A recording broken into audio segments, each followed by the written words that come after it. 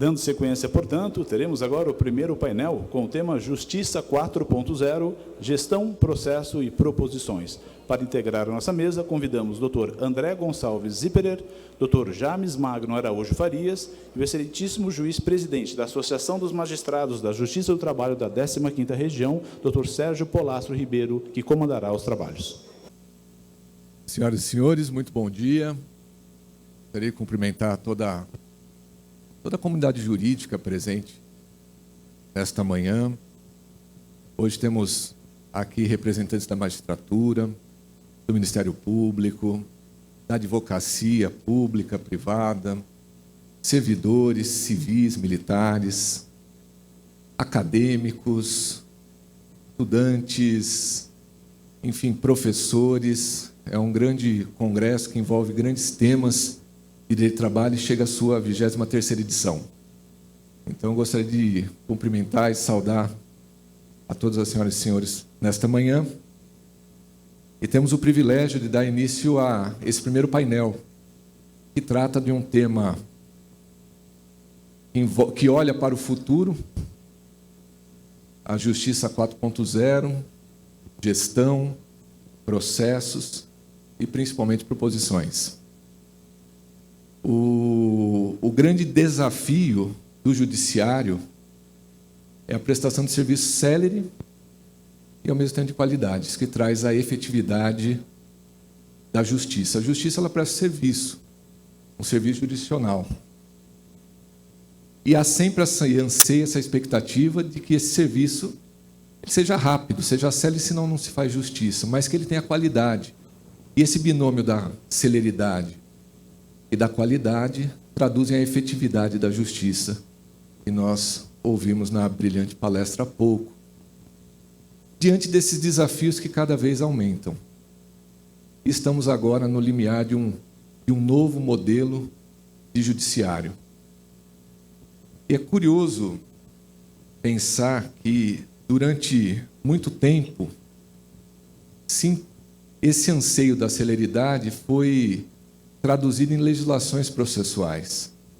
Sempre tivemos a ideia que a melhoria desse instrumento de efetivação da justiça traria a necessária efetividade, a necessária celeridade. Se a gente olhar todos os códigos de processo em suas exposições de motivos, códigos de 39, código de 73, o Código de Processo Civil de 2015, todos eles tiveram como norte a celeridade na tutela da pressão jurisdicional. O Brasil, que sai de um Brasil colônia, um Brasil império, e tinha como base do seu processo as ordenações filipinas, lá de 1600, onde o juiz era aquele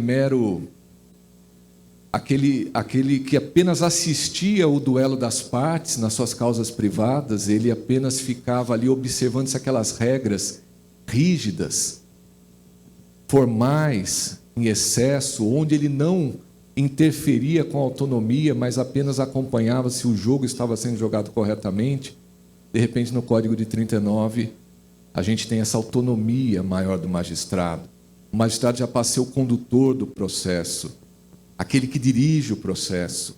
E aí, a nossa CLT, que esse congresso celebra os seus 80 anos, ela traz esses princípios de concentração, oralidade, o magistrado como aquele que conduz o processo e busca as provas. As testemunhas já não são mais das partes, são do juízo. O perito não é mais das partes, é do juízo. E o Código de 73, com toda a sua técnica, preocupa-se com a celeridade. E ele, com todas as mini-reformas, a gente assiste o quê? A antecipação dos efeitos da tutela. Mecanismos que podem acelerar e dar mais celeridade, julgamentos antecipados da lide, tentando trazer essa celeridade. Chegamos na Constituição de 88, que celebramos também nesse congresso os 35 anos, agora no próximo mês de outubro, e aí uma explosão de litigiosidade, porque os direitos fundamentais são elevados. Aquele processo privativo, individual, de repente abre um leque novo do processo coletivo. Aí as ações civis públicas, as ações civis coletivas, o Código de Defesa do Consumidor. De repente descobrimos um processo coletivo. Agora, será que a celeridade é enfrentada, é resolvida? E ainda assim, persistimos nessa celeridade diante de uma explosão de litigiosidade no país. Início do nosso século, a Lei 11.409, trazendo a informatização do processo, as súmulas vinculantes, o novo, já não tão novo assim, Código de Processo Civil de 2015, buscando dar mais autonomia ao magistrado, às partes, os negócios processuais, as autonomias, sistemas de precedentes, decisões vinculantes, incidentes para resolução de demandas repetitivas, de assunção de competência, e ainda estamos aqui perseguindo a tão sonhada efetividade da justiça com celeridade e com qualidade. E vem a pandemia. O CNJ, sob a presidência do ministro Luiz Fux, avança num cenário completamente complicado, bem complexo, que todos nós aqui vivenciamos. E aí, as resoluções tão importantes como a do Resolução 345 de 2020, no primeiro ano da pandemia, no ano seguinte a 385, a 389, trazendo a Justiça 4.0, trazendo o juízo 100% digital e olhando para esse futuro, o CNJ investindo na inteligência artificial, o STF trazendo o sistema Vitor, onde faz uma análise em poucos segundos, que um servidor demora pelo menos uns 40 e poucos minutos para resolver, os tribunais investindo em tudo isso, em tecnologia, o TRT-15 investindo também em inteligência artificial, mas de repente a gente olha e fala, será que é só a legislação processual que vai resolver o problema, ou nós temos que pensar também em gerenciamento? Acho só mudança no nosso instrumento de efetivação da justiça, desses direitos fundamentais, direitos individuais, direitos sociais. Só essas regras, esses mecanismos processuais talvez não sejam suficientes. Talvez não dá mais para esperar mais juízes e mais servidores. Eu acho que é necessário gerenciamento, é necessário gestão, é necessário pensar esse serviço que o judiciário entrega de uma forma diferente. E é esse painel, onde nós vamos olhar para a Justiça 4.0, para esses novos horizontes e desafios, uma desterritorialização, muitas vezes, do serviço público, nesse formato virtual, a informatização do processo, os juízos 100% digitais, o uso da inteligência artificial e da gestão, como nós temos um caso em desenvolvimento aqui no TRT-15, comandado pela Corregedoria Regional, que é o projeto Especializa e Equaliza, de unificação de secretarias, de diversas, inicialmente no mesmo fórum, conduzido pela nossa Corregedora Regional, a doutora desembargadora Rita Pencal. E esse projeto Especializa e Equaliza unifica secretarias de um mesmo fórum e depois traz também para aglutinar secretarias de varas solteiras. Nós temos, em fase de estudos, o núcleo 4.0 aqui do TRT-15, que esperamos seja uma realidade ainda este ano. E assim nós olhamos para esse horizonte, onde não temos mais juízes, não temos mais servidores. Hoje temos uma carência no TRT-15 de pelo menos 51 magistrados, mas é preciso gerenciar melhor os recursos que nós temos. O projeto Especializa e Equaliza tem mostrado isso, números impressionantes que já têm surgido. E mostra talvez um rumo, um caminho, que com essa tecnologia, inteligência artificial, e essas novas formas do processo, nós podemos gerenciar melhor e chegar nesse objetivo da efetividade, da celeridade, da qualidade da nossa prestação jurisdicional. E, para isso, nós temos o orgulho de apresentar nesse painel dois brilhantes palestrantes convidados. Eu começo com o primeiro palestrante, que é o desembargador James Magno Araújo Farias. O desembargador James, além de desembargador no TRT da 16ª Região, no Maranhão, é professor adjunto do quadro permanente do Departamento de Direito da Universidade Federal do Maranhão, a UFMA, desde 1992. foi presidente do Colégio de Presidentes e Corregedores dos Tribunais Regionais do Trabalho, o COLEPRECOR, em 2016 e 2017. Foi presidente do CONEMATRO, o Conselho Nacional das Escolas de Magistratura do Trabalho, 2013 e 2014.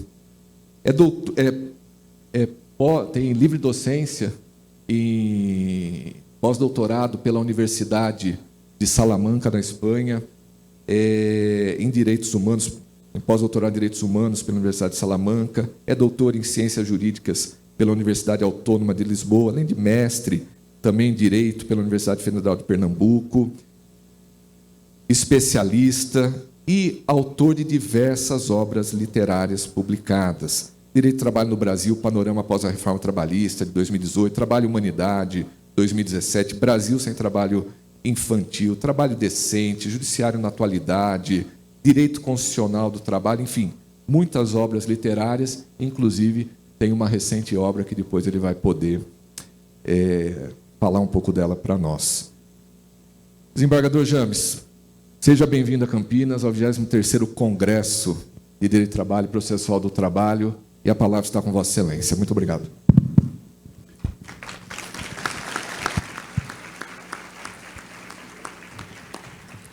Bom dia a todos e a todas. É um grande prazer, um grande privilégio voltar a Campinas. Saúdo inicialmente nosso anfitrião, Dr. Sérgio Polastro, sempre gentil com as palavras, e nosso palestrante, Dr. André Zipperer, também que estará conosco aqui nessa bancada. Agradeço o convite que foi feito pelo presidente, meu querido amigo, o desembargador Samuel Hugo, né, que tenho o prazer de... Nunca nego um convite da 15ª, eu digo que a 15ª e a 16ª tem uma relação não apenas numérica de proximidade, mas uma relação quântica de afetividade na quantidade de amigos que eu tenho aqui.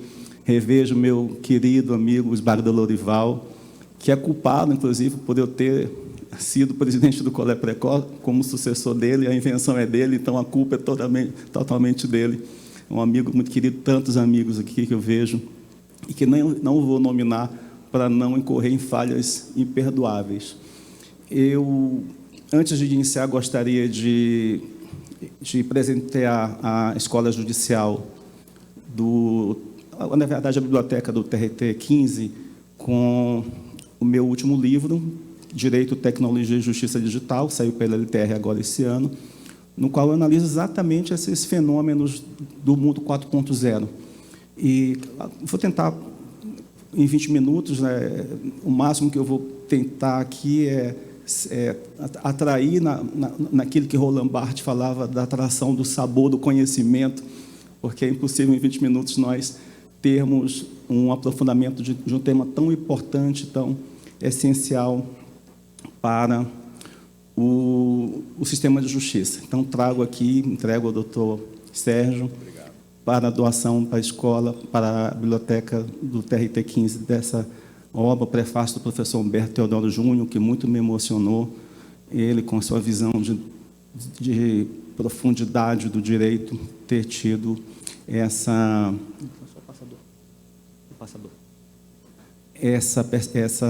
leitura tão aprofundada. A gente só está discutindo qual é o passador aqui.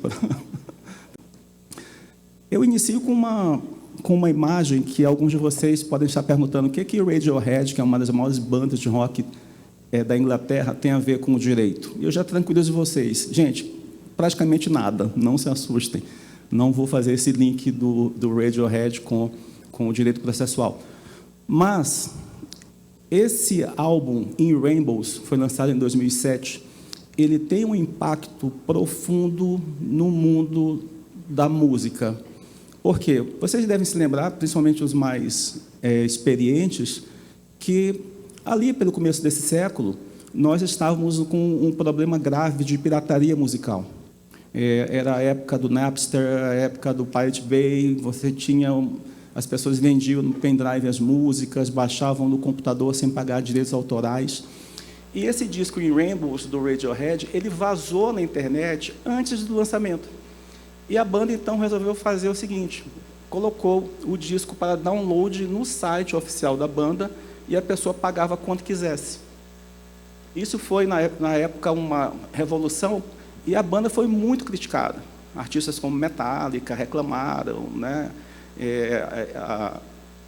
Essa menina que está fazendo sucesso agora, que vem ao Brasil, que eu não gosto muito dela, mas minha filha é louca, me fez comprar 3 ingressos para o show dela, né? Taylor Swift, obrigado. Ela me fez abrir uma conta num tal de C6 só para ter acesso privilegiado ao ingresso, e deu certo. Comprou 3 ingressos para esse show. Então, Taylor Swift reclamou, Metallica reclamou, todo mundo reclamou que a banda estaria banalizando a sua própria produção musical. E o que Tom York disse, o vocalista da banda? Gente, estava tudo de graça na internet. Eu simplesmente disse, pague quanto você quiser, e foi um sucesso de marketing. A banda ganhou dinheiro porque eu comprei o disco pelo download, eu comprei e depois comprei até a mídia física também, que eu sou um grande fã da banda.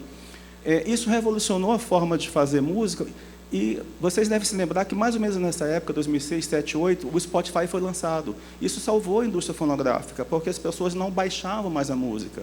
Você não tinha mais que comprar a música. A Apple, o iTunes já fazia isso desde 2001. Agora você simplesmente paga uma assinatura e você, né, escuta a música no Deezer, no Spotify, Apple Music, no Tidal. Aí depois vem as plataformas, né, Netflix, né, Paramount, enfim. Nós estamos numa época nova, uma época que não existia. Mas por que eu inicio com isso para falar aqui sobre o direito? Nós, no sistema de justiça, vivíamos em 2007 mais ou menos esse interlúdio. Nós tínhamos aqueles programas, né, cada tribunal tinha o SAPT, CISPAI, não sei como é que era, 15ª, SUAP, né, SIMBA, cada tribunal tinha o seu processo eletrônico, todos embrionários. Em 2011, quando o Spotify vai para os Estados Unidos, nós temos o que no Brasil? O CNJ assumindo a ideia de criar um processo judicial eletrônico padronizado, que foi um grande sucesso, né? Com todos os percalços que nós temos até hoje, nós, não estou conseguindo passar aqui, não sei se vocês conseguem, não sei se vocês conseguem passar daí, obrigado. Como é que nós chegamos, eu acho que sim, né? Como é que nós chegamos no mundo 4.0? Gente, o que nós entendemos como essa revolução tecnológica é muito recente em termos de história. Se você pensar a humanidade da última era glacial, de 9.000 anos para cá, a primeira revolução industrial, quando James Watt aperfeiçoou a máquina a vapor de Thomas Newcomen em 1764, na primeira revolução industrial, criando a produção em larga escala, 100 anos depois, nós temos, no meu ponto de vista, o maior passo para a humanidade, que foi exatamente a criação por Niklas Otto, na Alemanha, do motor a combustão, que é o motor do ciclo de Otto. Gente, motor significa automóvel, locomotiva, transatlântico, tanque de guerra, avião. Quando Dom Pedro I chega no Brasil, em 1808, eles passaram 2 meses vagando aqueles navios de madeira no Atlântico. Se perderam lá pelo Nordeste, foram parar lá perto de Fernando de Noronha. Em 1889, quando Dom Pedro II vai embora, exilado, eles levam apenas 2 semanas já no transatlântico com caldeiras a vapor, do Rio para Lisboa. Em 100 anos, você então tem a Segunda Revolução Industrial. As 2 guerras mundiais foram travadas durante a Segunda Revolução Industrial. A Primeira Guerra Mundial, com os primeiros tanques, né, com os primeiros aviões, e a Segunda Guerra Mundial, que começa com aviões a hélice e termina com aviões a jato. Os Messerschmitt 262 da Alemanha, os Gloster Meteor ingleses. 6 anos depois, na Guerra da Coreia, a aviação já era a jato. Nós já estávamos na corrida espacial, que vai, em 1969, nos levar para a Lua. Em 1945, começa a terceira Revolução Industrial, com os estudos, principalmente a partir das teorias de Alan Turing, na Inglaterra, após a decifração pela máquina lógica de computação da Enigma alemã, iniciando a fase da computação. E, em 1990, com a liberação da ARPANET para uso civil, nós temos, então, o quê? A 4ª Revolução Industrial, com o uso da internet, que vai permitir o quê? Permitir que nós tenhamos uma transição, não é, de um mundo de papel para esse, né, saindo desse mundo físico. É esse aqui, não é? Não, é esse aqui. Mas está dando certo aqui. Aqui ele está trocando manualmente. Bom. A gente não mexe no que está dando certo. Mas qualquer coisa eu peço para mudar lá o manual. esse é o... Obrigado. Esse é o... 2 minutos de bônus para mim. Esse mundo físico, todos os magistrados... Eu já completarei 30 anos de magistratura em janeiro, né? Esse mundo físico era o mundo que nos acompanhava quando nós ingressamos na década de 90 na magistratura. Era o mundo daqueles carrinhos de supermercado, as pessoas andando com carrinho de supermercado. O doutor Sérgio, mais novo, não pegou essa fase, ele já entrou na fase do PJE. Mas nós saímos dessa... Opa, foi. Nós saímos desse mundo de papel para o mundo digital, que é esse mundo 4.0. Então, a minha filha, essa que fez eu comprar os ingressos do show da Taylor Swift, né? Ela, pai, como é que vocês viviam sem internet? Eu disse, não sei, na época a gente não tinha essa preocupação, porque nós não podíamos saber o que nós não tínhamos, porque não existia, né? Mas, hoje em dia, quando eu me pergunto assim, como é que nós não tínhamos o Google, como é que nós não tínhamos as ferramentas, né, de busca, e agora a inteligência artificial, é porque nós conseguimos, no sistema de justiça, unir muito bem essa ideia do mundo digital com essas possibilidades novas, ok? Então, nós temos o quê? Aquilo que Luiz Felipe de Souza, lá em Portugal, há muito tempo diz que nós estamos no ocaso da civilização de papel. Então, nós estamos migrando o quê? Desses processos de papel, com um grande ganho ecológico, né, com uma significativa redução de insumos, para esse processo digital, certo? Então, aqui, por exemplo, uma telinha de um painel do magistrado, né? Então, você substitui aqui o que seriam 1000 processos em papel por uma tela no qual você tem as informações. Você tem um workflow agora que foi simplesmente pensado de uma forma lógica para que nós pudéssemos ter essas ferramentas no sistema de justiça. O professor britânico Richard Susskind, né, tem um conceito dos tribunais online, de uma jurisdição estendida, ele já dizia, lá no final dos anos 90, que nós estávamos migrando para esse modelo de jurisdição digital. Por quê? A jurisdição hoje não é mais apenas no fórum. Nós começamos isso aqui na Justiça do Trabalho, por exemplo, lá em 2001, com aquele convênio do Banco Central, né, com o Supremo, que era a chamada penhora online, o Bacen Júdice e tal, mas nós já tínhamos, em 2006, uma lei que regulava o processo eletrônico no Brasil, 2006, Radiohead, né? 2007, SWAP, um sistema administrativo processual em convênio com a CEPRO, e depois, de 2010, 11, o processo judicial eletrônico. E aí, o que eu trago para vocês aqui, né? Desde 99, nós já tínhamos a Lei 9.800, que falava, por exemplo, do uso do fax, né? O fax, gente, imagina, os estudantes novos devem estar horrorizados.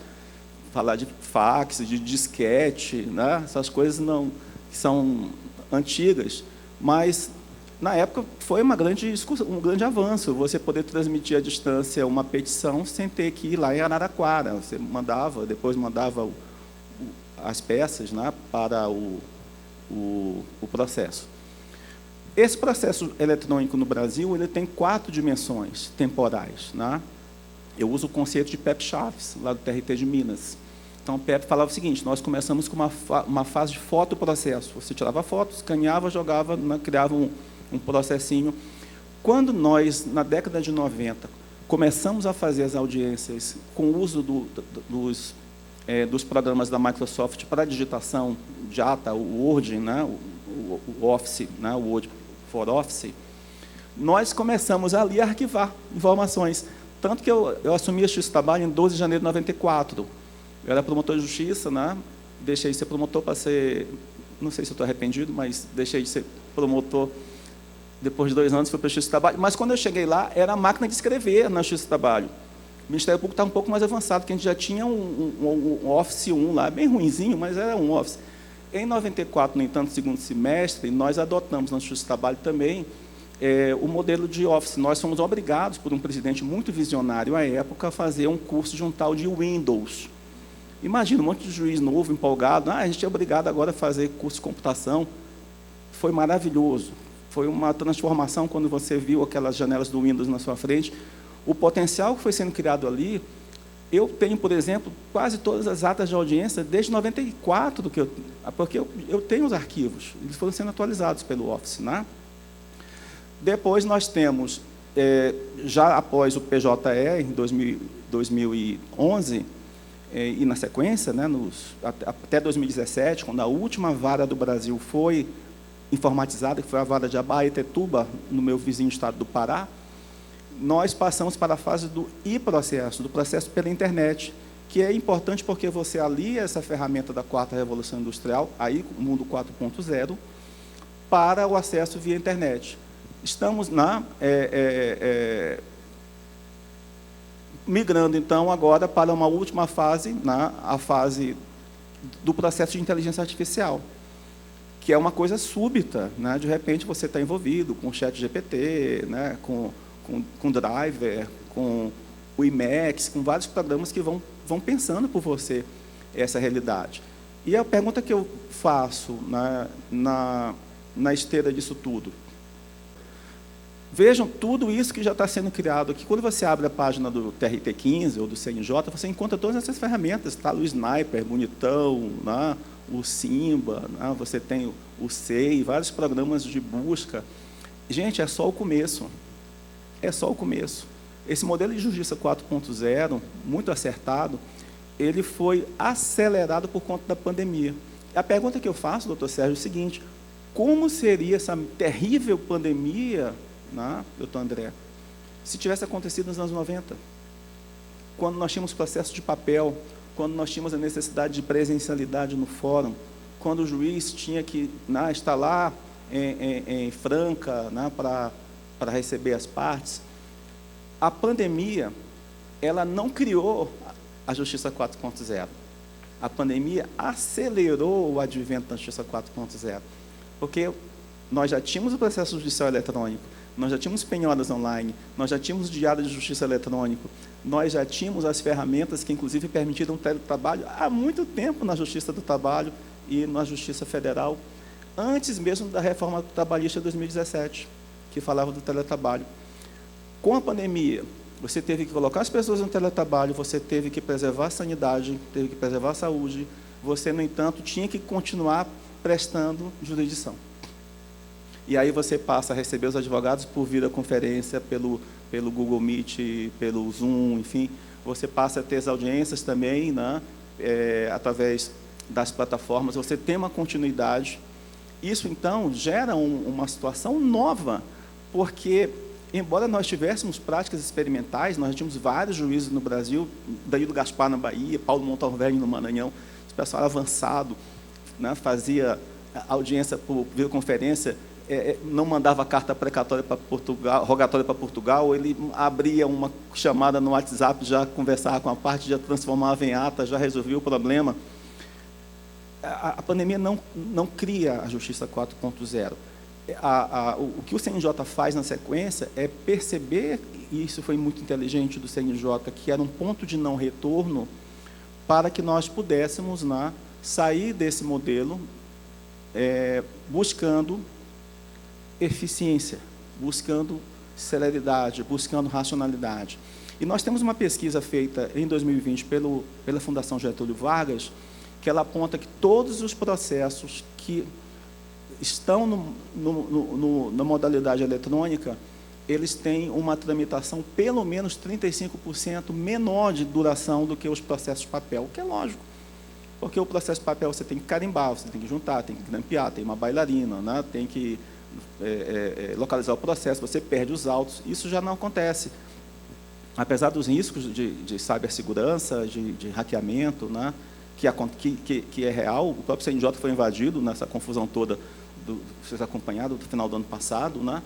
Mas o processo eletrônico e todos os agregados, que eu digo, teletrabalho, enfim, eles têm um ganho significativo, não sou eu que estou dizendo, é a Fundação Getúlio Vargas que tem um estudo sério. Então, se essa pandemia de 2020 tivesse acontecido nos anos 90, seria o colapso da justiça. Ia parar tudo. E não só da justiça, até mesmo a tecnologia de pesquisa científica, médica, de vacina, seria muito mais rudimentar do que foi. Então, vai ser cada vez melhor. E o próprio TST, acho que o doutor Samuel já tinha mencionado isso há pouquinho, no final da palestra do ministro, ele atesta que houve um aumento de produtividade com a pandemia. Por quê? O início da pandemia, doutor Sérgio, é como aquele luta de boxe, que um boxeador recebe um soco e fica mais ou menos perdido.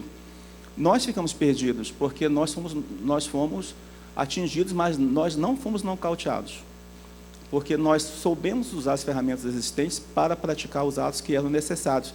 E o próprio TST atesta que houve um aumento de produtividade. Por quê? Porque, passado aquele momento inicial, as pessoas se arrumaram. Para que vocês tenham uma ideia, em 2020, eu tinha 3.200 processos no meu estoque de processo.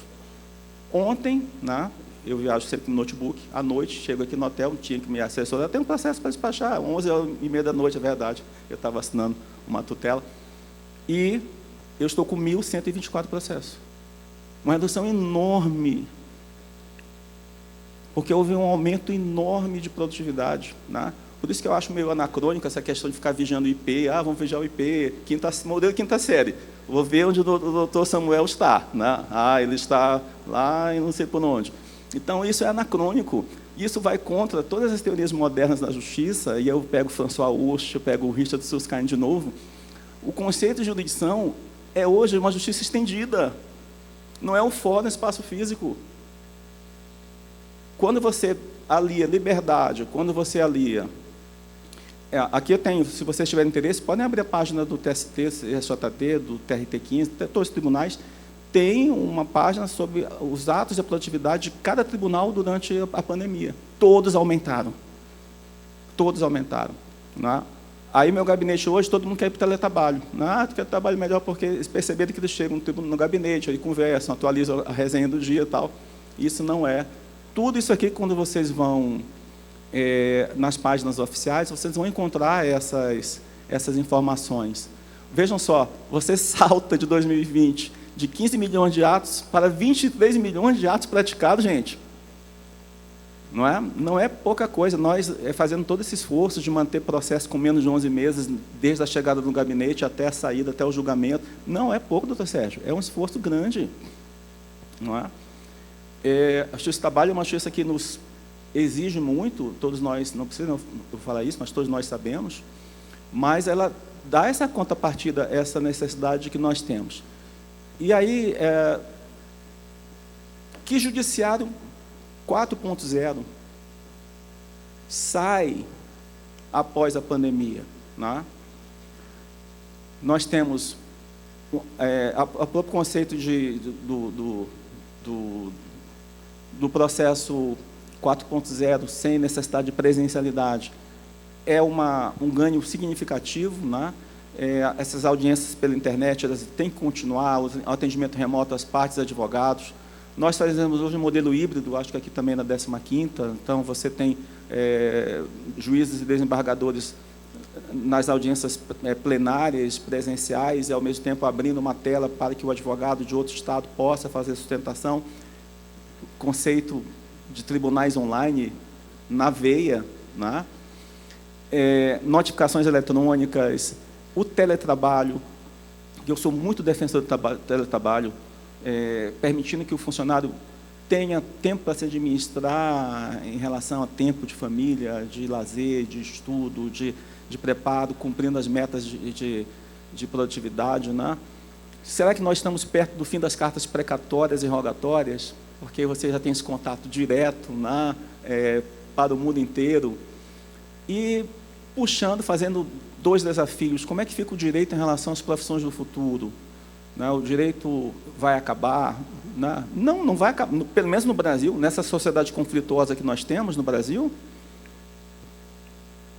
com 355 mil medidas de afastamento de violência doméstica, com 50 mil mortos por ano, com 3 milhões de furtos e roubos declarados, essa sociedade conflituosa vai precisar muito do direito. E vai precisar que esse sistema de justiça incorpore as ferramentas novas de inteligência artificial, os aplicativos, uma forma que nós podemos ter cada vez mais de sincronizar esse direito que nós temos no Brasil, esse sistema de justiça, com pelo menos o ODS 16 da Agenda 2030 da ONU, no sentido que nós possamos ter instituições realmente efetivas, onde a justiça ela seja realmente uma instituição que promova, em nível nacional e internacional, o acesso à justiça para todos. E quando nós usamos tecnologia, quando nós somamos essa tecnologia com o desenvolvimento sustentável, quando nós temos nos tribunais uma preocupação com a pessoa, com o magistrado, com o servidor, nós estamos indo bem no caminho correto. Então, em primeira conclusão, eu acho que nós temos que analisar a função da magistratura em relação a esses desafios da Agenda 2030, preparar o magistrado, acabar com a tecnofobia, que o medo que existe da tecnologia ele seja afastado. A justiça digital, a inteligência artificial é uma realidade, isso era dominante, mas tem que ser dominada. E aí vou me valer do pensamento de Nick Bostrom, lá em Oxford, que diz o seguinte: o ser humano não pode perder o controle da inteligência artificial, porque se perder o controle da inteligência artificial, aí é Terminator, Exterminador do Futuro, Matrix, porque você não consegue, o ser humano, já quando Garry Kasparov perde lá em 95, para o Deep Blue, no jogo de xadrez, ali já era um prenúncio que o homem não consegue concorrer com o que ele criou. E aí, quando Harari, por exemplo, em Homo Deus, fala de todos esses riscos que nós temos, essa nossa soberba humana de querer controlar tudo, de entender tudo, nós, nesses 10 mil anos para cá, nós somos ainda seres em construção, mas nós não podemos ter a soberba, e que seria uma ignorância, de deixar que a inteligência artificial nos domine. Nós temos que estar no controle, inclusive é isso que fala a ONU em relação ao controle das plataformas digitais. O humano sempre no controle. São essas, então, as contribuições. Infelizmente, recebi cartão vermelho, não teve jeito, mas encerro com essa frase do professor paulistano do Bexiga, porém radicado há muito tempo entre João Pessoa e a Aix-la-Provence, na França, professor Eduardo Rabenhorst. Tem uma frase linda, inspirada em François Host, inspirado em Muriel de Montmartre, que é precisa para a nossa realidade. O direito não é mais pirâmide, é nuvem dinâmica e movediça, que a todos alcança. Muito obrigado.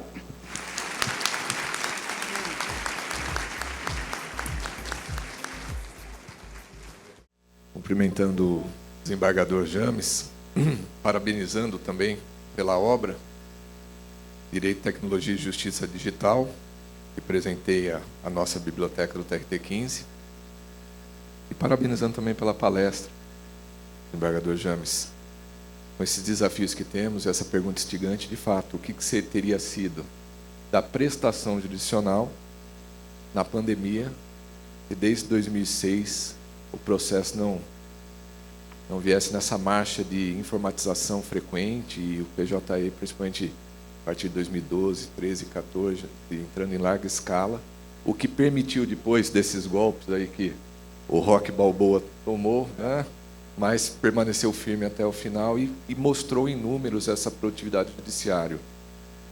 E já que falamos dos 35 anos da Constituição, para alcançar, talvez como nunca, o ideal do acesso à justiça.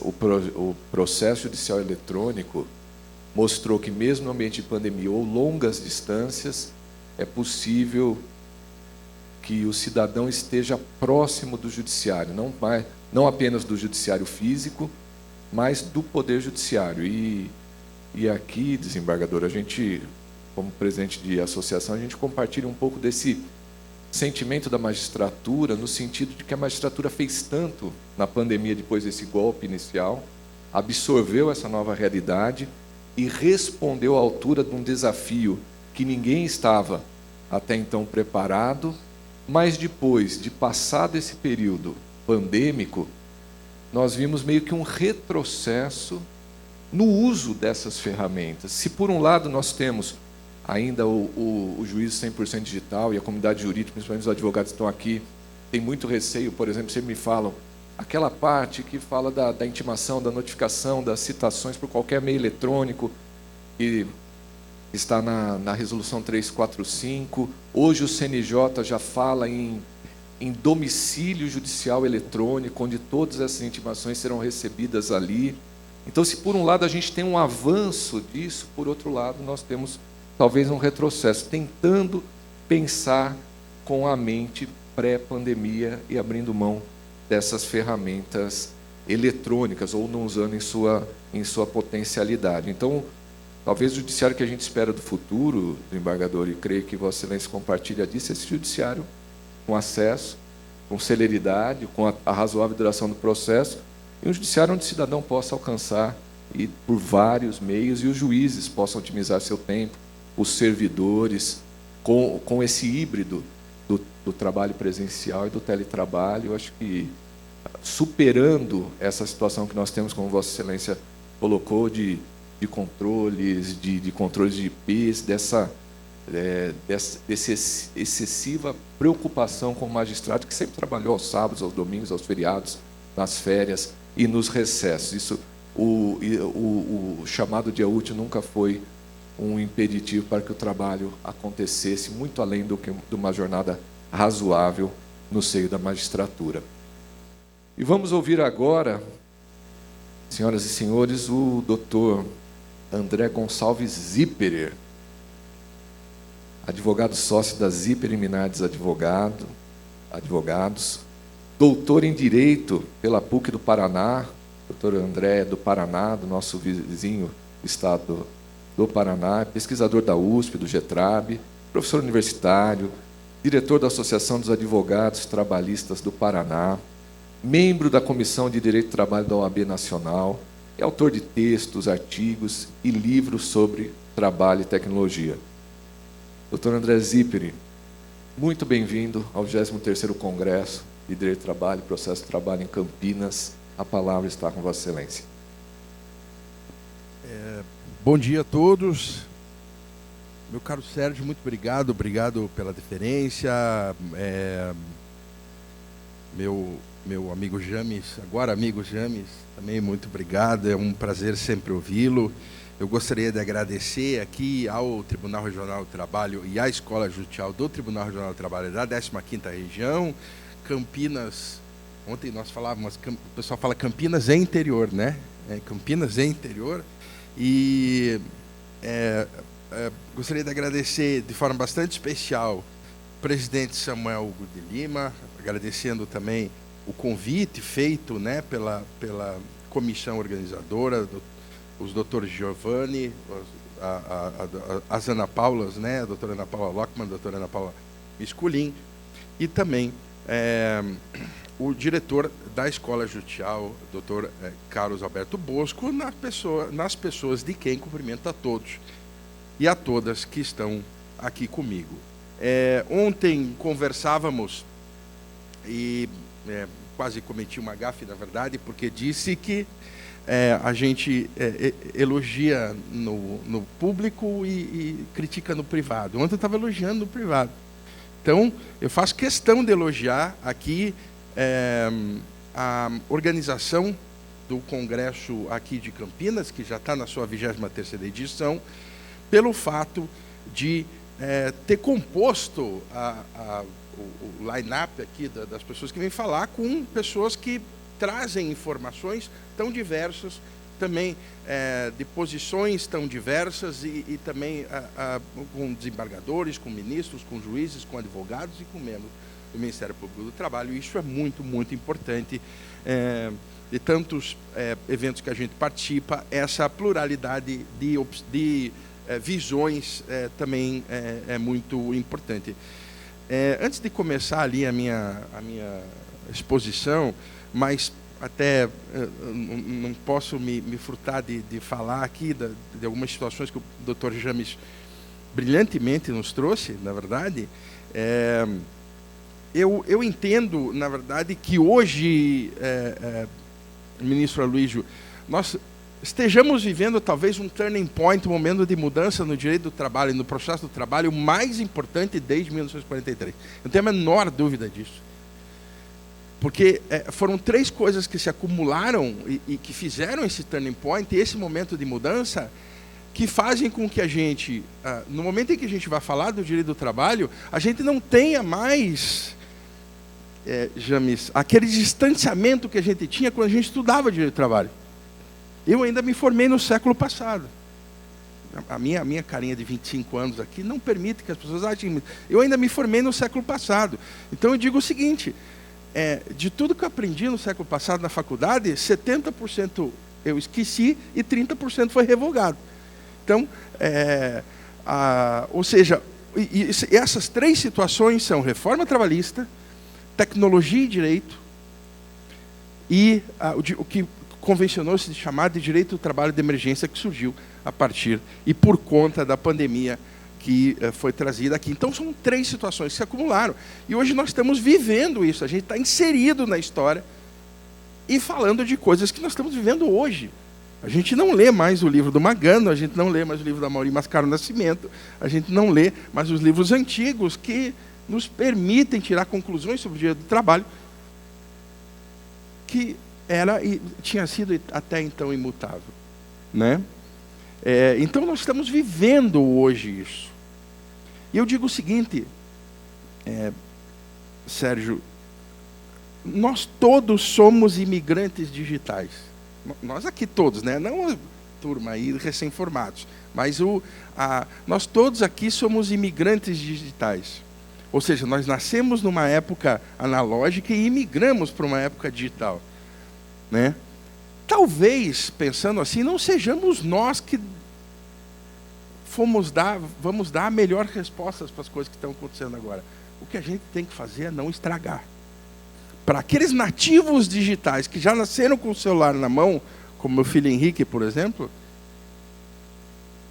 eles, com aquela mentalidade que não foi contaminada lá atrás, possam oferecer uma resposta, já nascida na época digital. Em relação ainda à pandemia, e na verdade é uma reflexão que eu nunca tinha ouvido, mas o que aconteceria se a pandemia tivesse acontecido nos anos 90, os advogados morreriam de fome. Que foi o processo digital que permitiu com que os processos andassem, com que os alvarás fossem levantados, com que a gente pudesse pagar nossos clientes, que a gente pudesse receber, com que as audiências pudessem acontecer, com que as audiências pudessem acontecer, que a gente tivesse que contratar colegas de outros locais. Então, essa reflexão é uma reflexão realmente muito importante. Se a pandemia tivesse acontecido nos anos 90, os advogados tinham morrido de fome. Então, foi muito importante a questão do processo digital. Eu vou trazer situações aí do TRT lá na região, aqui, inclusive vejo alguns conterrâneos, a doutora Nora aqui, que já foi chamada à mesa, a doutora Gosdal, que vai falar à tarde. E eu gostaria aqui também de ressaltar, em relação à questão da pandemia, o posicionamento e os atos da doutora Maria Cristina Rigoyen Peduzzi, na presidência do TST, que nós tivemos que, durante a pandemia, trocar os 4 pneus do carro com o carro andando, né? E ela foi até o Exército, enfim, e fez com que a Justiça do Trabalho, até de modo melhor que os outros ramos da Justiça, pudesse continuar funcionando. Lembrando a questão da 4ª Revolução Industrial, eu sempre gosto de falar também o seguinte, o próprio Klaus Schwab, no livro dele, A 4ª Revolução Industrial, né, um dos que cunhou o termo, mas ele fala também o seguinte, a gente não pode esquecer disso, 20% do mundo, 1/5 do mundo, sequer chegou na 2ª Revolução Industrial ainda. Que são os lugares do mundo onde a eletricidade ainda não chegou. Não existe.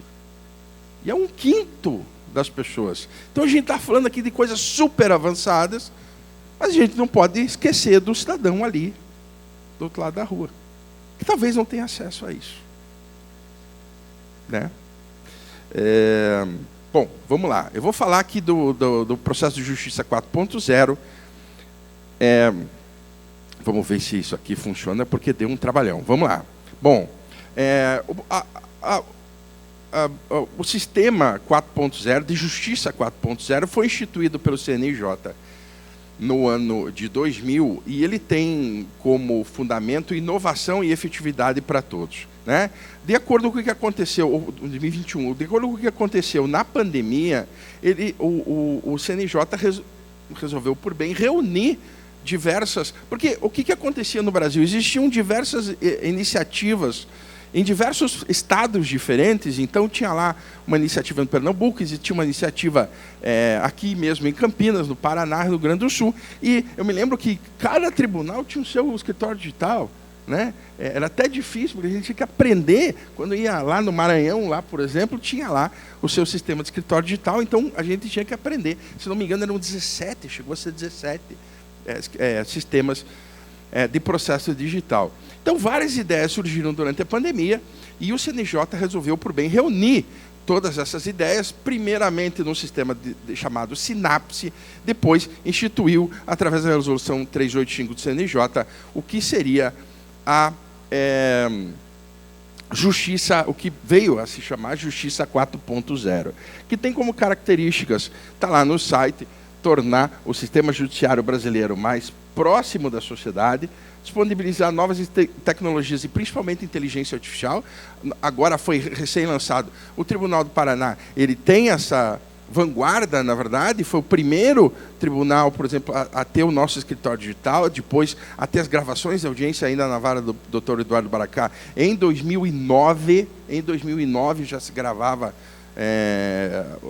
já se gravava as audiências lá na vara, o que permitiu com que em todas as varas do Estado, já em 2009, ou seja, 13 anos antes da pandemia, já se instalassem equipamentos de filmagem, ou seja, lógico que ficava a cargo do magistrado de cada vara do trabalho fazê-lo ou não, mas já havia situações que você poderia filmar, né? E que depois viu-se que, apesar do trabalho que dá para transcrever, evidentemente é muito mais fácil e muito mais justo você ter exatamente ali as impressões, inclusive, da pessoa que está depondo.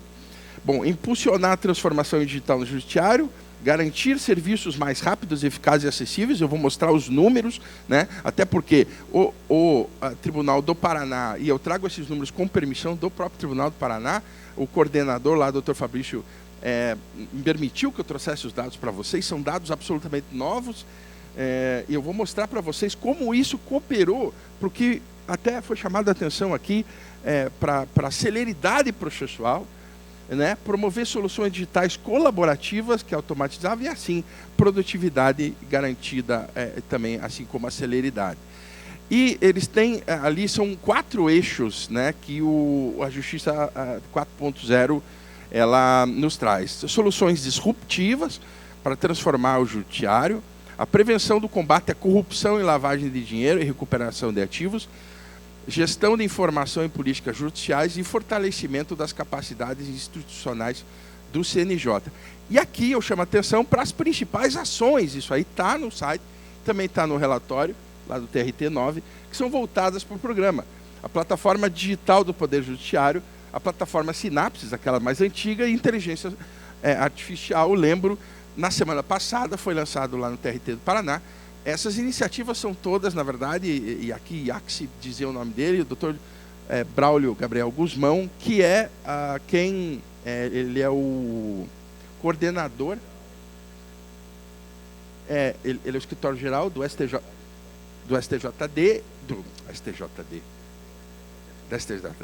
o torcedor do Coxa está sempre pulando, mas o CSJT, e ele também é o coordenador do PJE, da comissão, né, que cuida do PJE. Foi lançado o sistema Solária, que é um sistema de inteligência artificial que visa substituir o trabalho humano em diversas situações do judiciário, quando existem trabalhos repetitivos, por exemplo, né? Isso aí foi lançado na semana passada. O sistema Codex, o balcão virtual, já vou falar mais dele. O sistema de justiça 4.0, juízo 100% digital, painel de resoluções, o domicílio judicial eletrônico, acabou de ser falado aqui, e aqueles sistemas de localizador de patrimônios, o Sniper e o Sistema Nacional de Gestão de Bens. Bom, o TRT do Paraná, ele foi o primeiro tribunal a implantar e colocar em operação, ainda em maio de 2022, o Núcleo de Justiça 4.0 aqui no TRT 15. Ele ainda está em processo de implantação. Não são muitos tribunais, eu não tenho esse número, mas ele ainda está em processo de implantação. Mas no TRT do Paraná, e a gente já tem uma figura, a gente já tem um panorama que a gente pode trazer para vocês aqui do funcionamento, né? Só lembrando o seguinte, ele tem como característica, são unidades jurisdicionais virtuais, ou seja, ele funciona como uma vara do trabalho mesmo, né? E eu vou mostrar uma característica para vocês. Essa vara do trabalho, ela tem competência estadual, ou seja, qualquer pessoa do Estado, seja lá onde a pessoa estiver, pode dar entrada e escolher essa vara para dar entrada no seu processo, né? Quando a gente conhece lá, né, o PJE, você escolhe a jurisdição onde você quer dar entrada no processo. A 98ª vara do Paraná, unidade judiciária, seria a vara do Núcleo 4.0. O próprio artigo, né, primeiro da resolução 385, ele diz: os tribunais poderão, veja só, instituir núcleos de justiça 4.0 especializados em razão da mesma matéria e com competência sobre toda a área territorial situada dentro dos limites da jurisdição do tribunal, né? Lembrando que nós temos tribunais aqui com 2 estados, ou estados com 2 tribunais. Bom, as características. A primeira, competência estadual, ou seja, você pode estar em Londrina, você pode estar em Foz do Iguaçu, Paranaguá, Curitiba, Palmas, e pode se escolher, na hora de dar entrada, a competência do Núcleo 4.0. Existe essa possibilidade, está lá quando você dá a entrada. Ela pode ser, detalhe, ela vai ser, quem distribui, né, obviamente, quem escolhe a opção do Núcleo 4.0 é o reclamante. No entanto, necessariamente o réu tem que concordar com isso. Se ele não concordar, o processo retorna e ele tem que dar entrada na cidade correta. Todos os atos são integralmente virtuais, assim como acontece no juízo 4.0. Assim como o juízo 4.0. Ou seja, existe lá o balcão, quando você vai se consultar, quando vai consultar, né, o balcão virtual, né? As audiências são todas virtuais, né?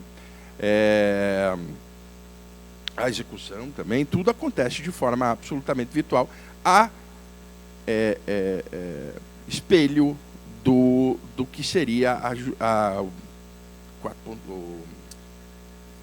juízo 100% digital. Bom, a unidade, como falei, ela se equipara a uma vara. No caso, eu vou apresentar ali depois,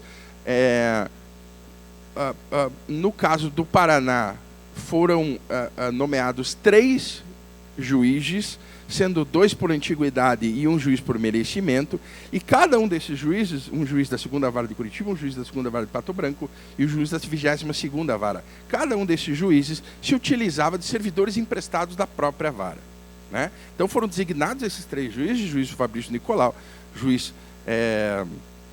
da 2ª Vara de Pato Branco e o juiz da vara de...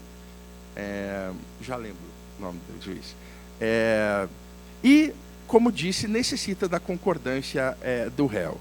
Aqui alguns números sobre a questão da competência ainda. Não existe estrutura física. Ele é, de fato, absolutamente virtual. E um detalhe, diferente do juízo 100% digital, a escolha, ministro, é irretratável. Irretratável. Uma vez escolhido, e diferente do juízo 100% digital. E por que a escolha é irretratável, meu caro Giordani? Porque quando você escolhe o juízo, o Núcleo 4.0, você pratica 2 negócios jurídicos. primeiro, você escolhe o juízo 100% digital, mas também você prorroga a competência. Você abre mão de sua competência para a competência do núcleo 4.0. Lembrando que dentro do núcleo 4.0, todo o processo, 100% do processo é digital. Mas nem todo o processo 100% digital é do núcleo, né? Isso abre uma questão do que se chama de judiciário multiportas, ou seja, você tem uma inúmera situação da qual você pode demandar o judiciário ou ir atrás do judiciário, né? Uma questão que nós, da Associação dos Advogados Trabalhistas, e aqui também está o Paciléu aí, né? Nós solicitamos que houvesse uma padronização, lembrando que eram 3 juízes, o que permitia que não houvesse direcionamento da distribuição. Eu não gosto do juiz lá de... Vou pegar uma vara, tem lá uma vara só, de Venceslau Braz. Eu vou distribuir no 100% digital porque eu gosto mais. Não, lá tem 3 juízes, e esses 3 juízes, a distribuição é feita de forma randômica a cada um deles, né? Então, o que nós pedimos é que houvesse uma padronização. E, nesse sentido, a utilização da CLT e não do CPC. Ou seja, apresentação de defesa na audiência, até a audiência. Não em 15 dias, como era aí, né, quando, assim, ao que parecia, cada juiz tinha seu Código de Processo de Trabalho. Aliás, Manuel Teixeira está trabalhando num Código de Processo de Trabalho. Né? Eu acredito que tem vários advogados aí. Quem é advogado aí, fala eu. Tá vendo? E ela é casada com advogado também, né? Se der 15 dias para apresentar a defesa, tá? Então, ou seja, e é muito importante que aqui, o que a gente chama atenção também, é o que a gente chama de juízo de cooperação. O que é o juízo de cooperação? Se nesse processo for necessário, por exemplo, uma perícia, a perícia é feita na vara do trabalho correspondente a partir do juízo de cooperação. Se nesse processo, por exemplo, for necessário a condução coercitiva de uma testemunha, vai ser feita dentro de uma vara do trabalho, da vara de trabalho correspondente, que sequer precisa ser a vara do trabalho onde a pessoa trabalhou. Se a pessoa estiver lá em Luanda é a comarca mais longe de Curitiba. A gente fala que Luanda na África é mais perto que Luanda do Paraná. Então, se a pessoa estiver em Luanda, vai no juízo de Luanda, né? Ou seja, existe o que se chama de, então, cooperação...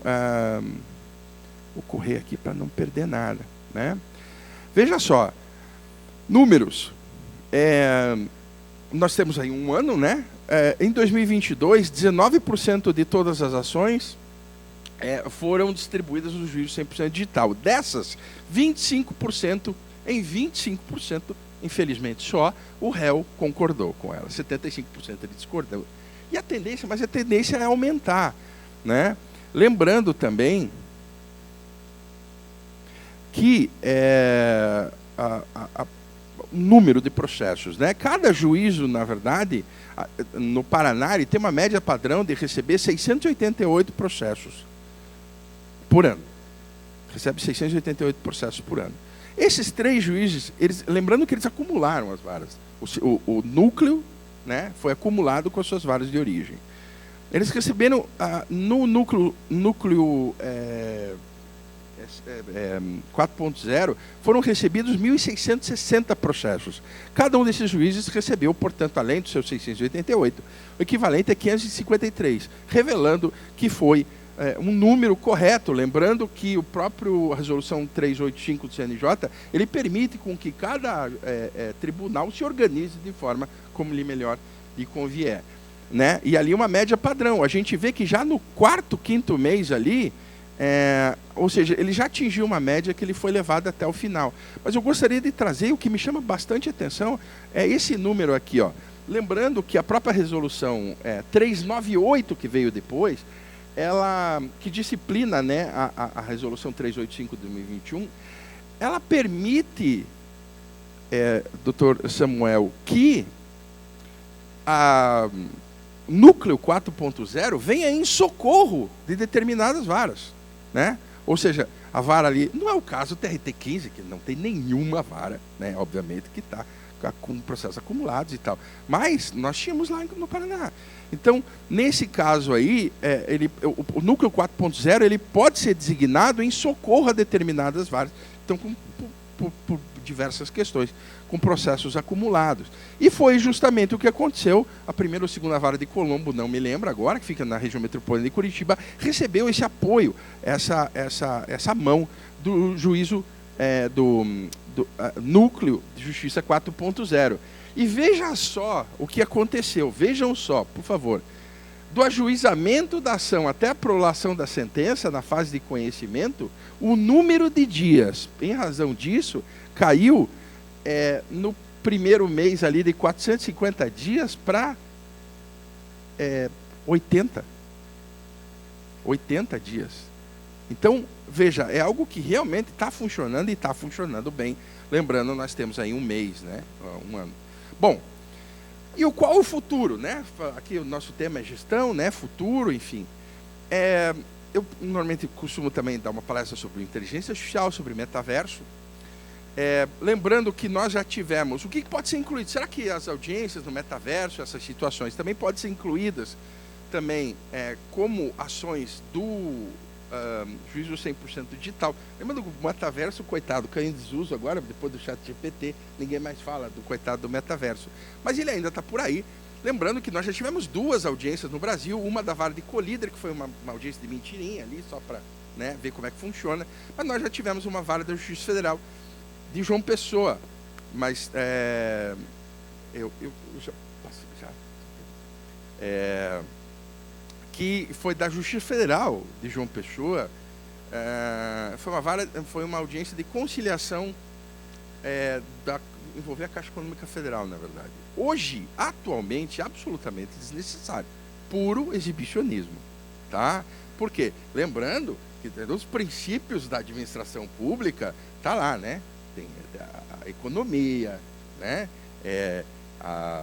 Enfim, tem todos os princípios, ou seja, não há absolutamente nada que você faça no metaverso que você não faça numa audiência online, tá? Então não há necessidade disso. Agora, tem situações que a gente pode pensar que isso pode acontecer, como por exemplo no caso de situações onde você pode recriar o ambiente de trabalho da pessoa, seja para perícias, que o juiz pode entrar através do óculos, ou seja, simplesmente para a recriação ali, para que o juiz realmente tenha a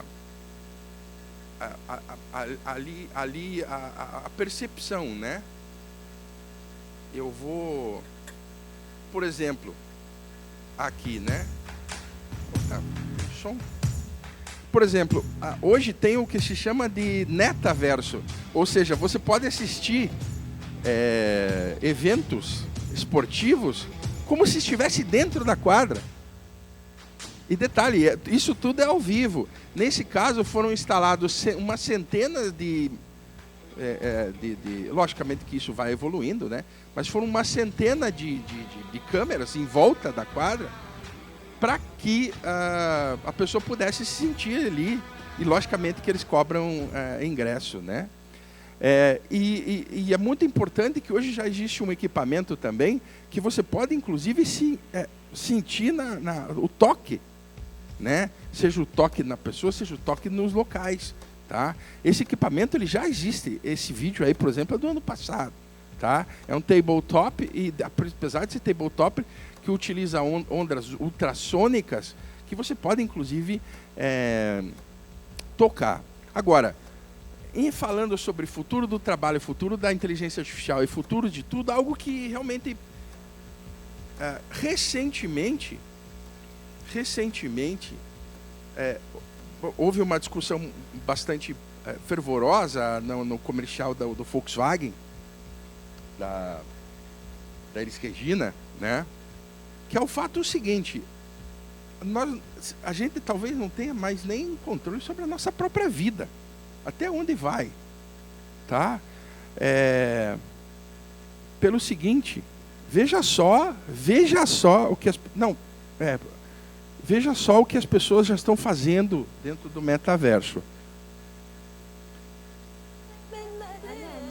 Essa menina morreu de câncer. E essa é a mãe dela reencontrando ela.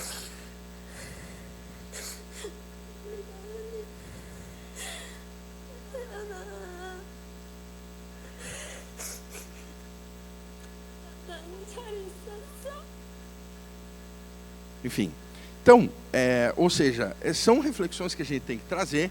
O futuro, a questão da inteligência artificial, a gente passou.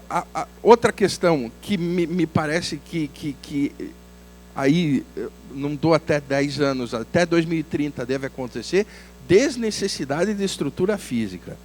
Aqueles prédios gigantescos, a gente não vai mais precisar, não vai mais ser necessário. Ou seja, lembrando, o princípio da administração pública, do direito administrativo, é o princípio da economia, né? A ausência de fronteiras físicas. E a gente pode até falar, inclusive, de nômades digitais, né?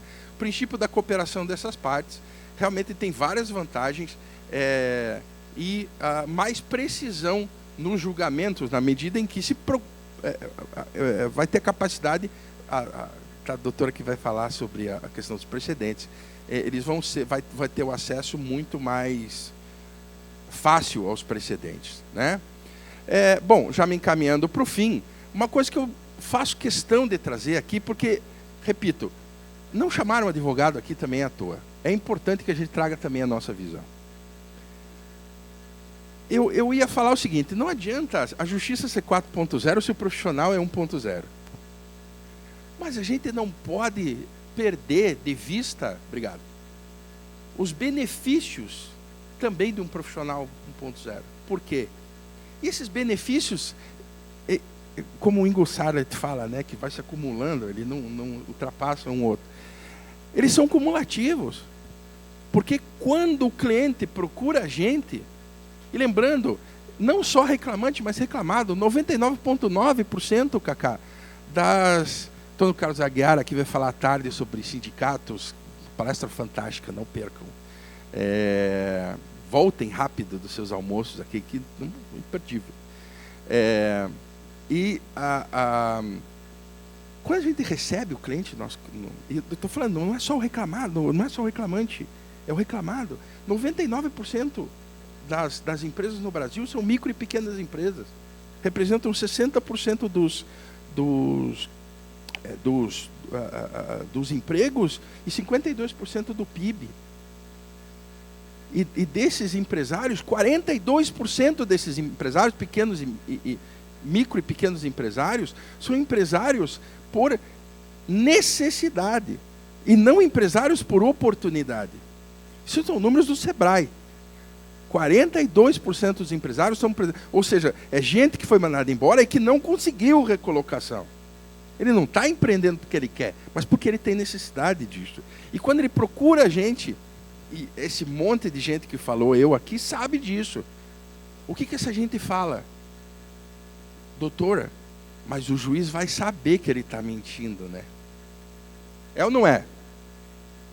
Entendeu? Doutor, mas o juiz vai saber que ele está mentindo, né? Vai olhar na cara dele e ele vai saber que ele está mentindo. O juiz já está acostumado. Ele vai ver que eu estou falando a verdade. O juiz não vai ver. Ele não tem... E para ter essa percepção, é só no olho no olho. Só no olho no olho. Vamos acabar com as audiências presenciais? Eu não sei se essa é a melhor solução. Tá? Por quê? Porque a pessoa, quando te procura, seja reclamante ou reclamável, ele está numa posição de extrema vulnerabilidade. Extrema vulnerabilidade.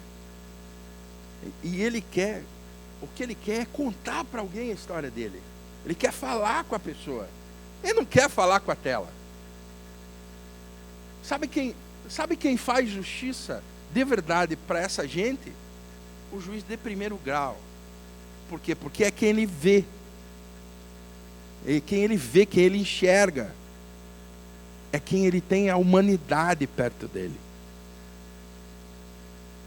Por isso que o juiz, muito mais do que julgar, ele tem que ouvir. É isso que a pessoa quer. Olha, 99% das pessoas que procuram sempre falam isso. Isso é uma questão que eu falo. Ou seja, lógico, o importante, o que distingue hoje o grande advogado não é mais o cara que tem uma baita de uma banca com inteligência artificial que apresenta a defesa em 5 minutos, mas é o cara que atende presencialmente, pessoalmente. Que nem isso a turma quer mais. Tá bom? Bom, com a ressalva de que somos todos imigrantes digitais e não nativos digitais, eu cumprimento a todos mais uma vez, tá? Eu peço a todos, evidente, aqui eu aproveito para fazer uma propaganda pessoal. Meu livro está lá para vender com o Lacier, é o primeiro livro lançado no Brasil sobre intermediação de trabalho via plataformas digitais, tá? Está indo para a 2ª edição, agora possivelmente até o final do ano, um calhamaço de 500 páginas. Mapeei as 12 mil ações do Brasil sobre plataformas digitais, vai ficar bem legal essa questão, tá? Quem quiser conversar comigo, eu estou na rede social, não aquela azul lá, que é já de velho, mas a outra, eu prometo que eu não posto foto de comida na hora do almoço, nem de gatinho. Vocês podem falar comigo, só tem coisa legal, né, direito, tecnologia. Quem quiser falar comigo, concordando, discordando, tá? E também quem quiser me prestigiar ou tiver interesse em falar sobre Uber, essas coisas, normalmente até me chamam para falar sobre isso, quem sabe um dia volto. Mas eu espero, sinceramente, pode clicar, por gentileza, no... Isso. A todos que estejam aqui, por favor, peguem seu celular, apontem para a tela e vocês vão baixar nos seus celulares a minha apresentação, tá? Vocês vão fazer o download de tudo isso que eu mostrei para vocês, tá bom? Vocês vão cair no meu academia.edu, talvez tenham que fazer lá um login, alguma coisa, mas vocês vão baixar toda essa minha apresentação em PDF ou em PPT no celular ou no computador de vocês, tá bom? Eu agradeço a todos. Normalmente, quando eu termino uma palestra, eu falo, espero que vocês saiam daqui sabendo mais do que entraram. Com uma plateia tão qualificada como essa, eu não vou ter essa prepotência. Mas, sinceramente, eu espero que eu tenha causado a vocês, não vi ninguém levantar, então eu julgo que tenha causado a vocês boas reflexões, que vocês possam levar e vocês possam refletir sobre tudo que a gente falou aqui. Mais uma vez, cumprimento a todas as pessoas aqui nominadas. É um prazer estar com vocês e muito obrigado.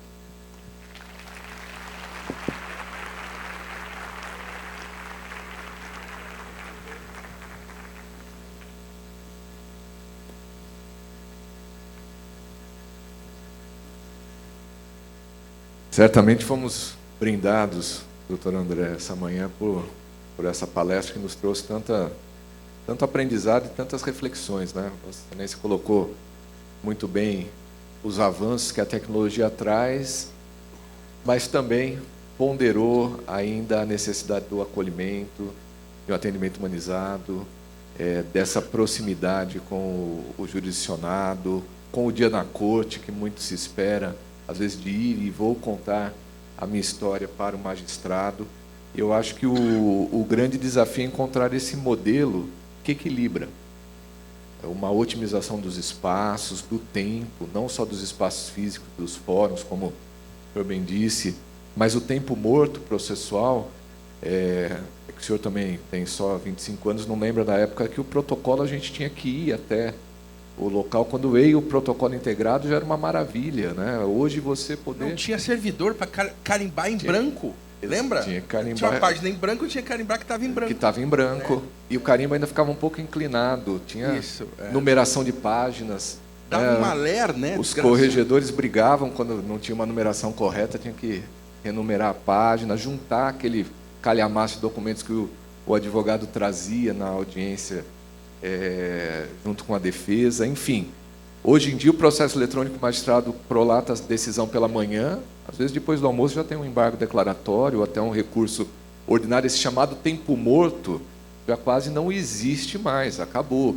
Aquele tempo de ir lá, pegar o carimbo de protocolo, até aquela petição ser juntada ao processo, muitas vezes demorava meses para a petição sair do protocolo e chegar até o processo, quanto mais vir concluso para o magistrado e ter uma decisão. Então, de fato, a Justiça 4.0 olha para isso, para a celeridade, para a efetividade, para a duração razoável do processo, a resolução 398 trazendo esse apoio às unidades congestionadas ou de maior criticidade. Isso tudo é um avanço, mas talvez sem perder esse acolhimento, esse atendimento humanizado, de se permitir. Então temos que talvez olhar para um futuro ainda híbrido, onde a gente consiga conciliar esse mundo digital e o mundo real, né? Que é o mundo que a gente vive, que é o mundo que na pandemia a gente sentiu muito e que agora a gente, felizmente, está tendo a oportunidade de retomar esses vínculos sociais de uma forma mais intensa, inclusive no nosso congresso, 23º Congresso, aqui realizado de forma presencial. Muitas indagações eu teria, mas o nosso tempo já está esgotado, avançamos aí para o horário de almoço. Começamos aí com a palestra do ministro Aloísio, que nos brindou também com sua fala, e já iniciamos com esse tema instigante do primeiro painel, com esse olhar para o futuro, mas ainda muitos outros painéis vêm pela frente. Quero agradecer a audiência, a atenção de todos, quero agradecer tanto ao doutor André Zipperer, como também ao desembargador James Magno pela presença, pela palestra, pelas brilhantes palestras.